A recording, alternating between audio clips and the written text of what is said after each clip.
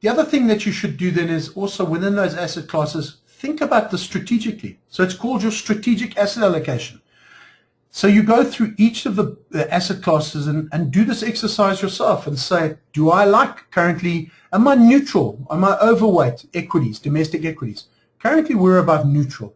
Bonds we're neutral. Cash, we have a little bit extra cash in our portfolio at the moment because we are thinking that there might be a chance that we get a bit of a sell-off and then we can do some opportunistic buying. You'll see on the other side there, offshore, we are way underweight offshore bonds because we just don't see any value in earning no interest in the offshore environment.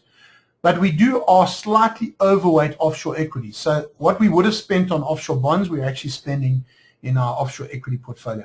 So do this sort of strategic asset allocation. You can see I've done it as a sort of slide ruler that I move backwards and forwards every month.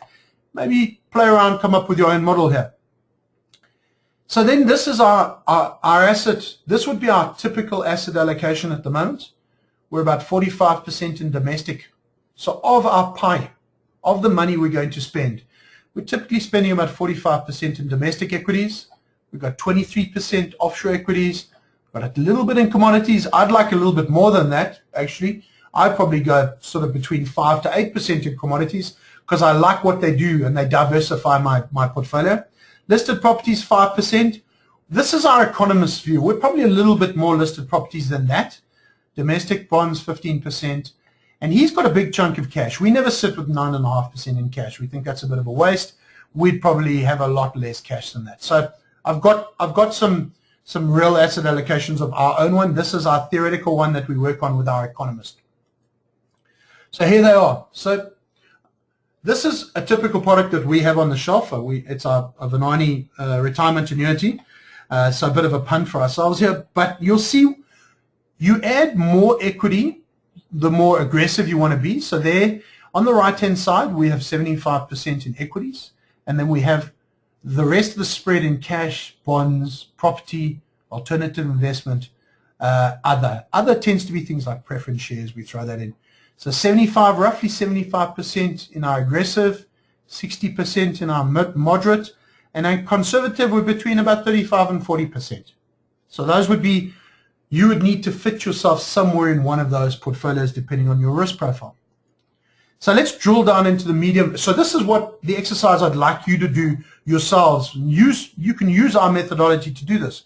So now we've decided that you're a moderate, let's say you've decided you're a medium risk type person. So you'll see we've got 37.5% in domestic equities. Now, I'll tell you how to spend that money in a moment. And remember, I am a financial service provider, so I can give advice. Equities international, about 17.5% currently in our moderate. Then we've got a little bit of alternative. You can use commodities, and I'll come to that in a moment. And then we've got listed properties sitting at about 21%, and then the other odds and sods, bonds and cash. So let's drill into how we would now fill up those bits of the pie.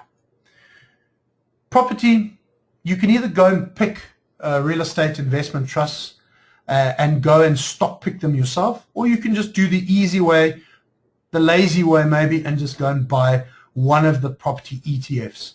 And that will give you very, very nice diversified listed property. And there's 3 to choose from at the moment. And to give a little bit of a punt to Stanlib, we'd probably put Stanlib in our portfolio because it has the lowest TER. Now TER is expense. So what you want to do is you want to buy your property exposure, but you want to buy it at fairly low cost.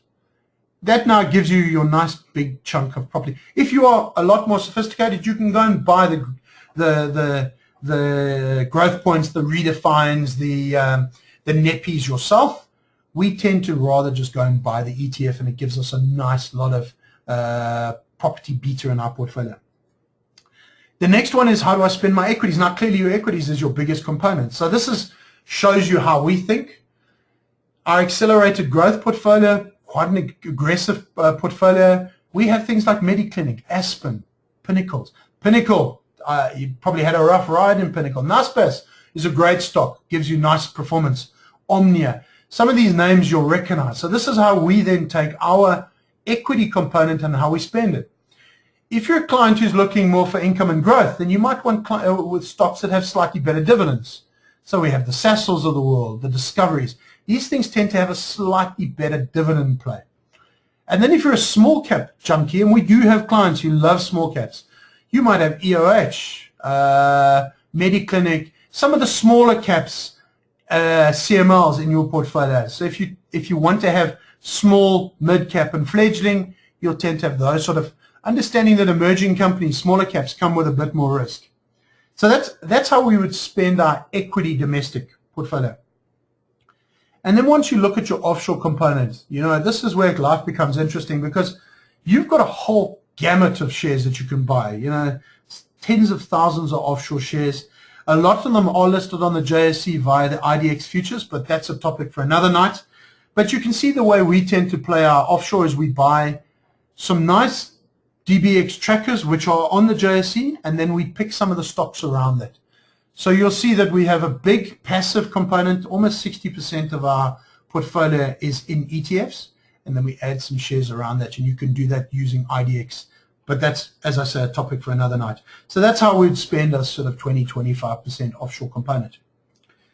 So hopefully I've taken you through, literally, you start with the market, you determine where you think the market is, you then determine your risk profile, you say, where am I going to, what asset classes do I want to add into my portfolio? Then within those asset classes, so take, for example, equities, you say, what are sectors do I want to be in? And then once you've determined the sectors, what specific shares I want to buy. And that's how I would suggest a practical way for creating a well-diversified portfolio. Okay, I suppose I'm open for questions. Yeah. So I'm available. You can call me. My number is 384-2920, or email me at mark@vunaniprivateclients.co.za. I'm very happy to chat with and take your questions.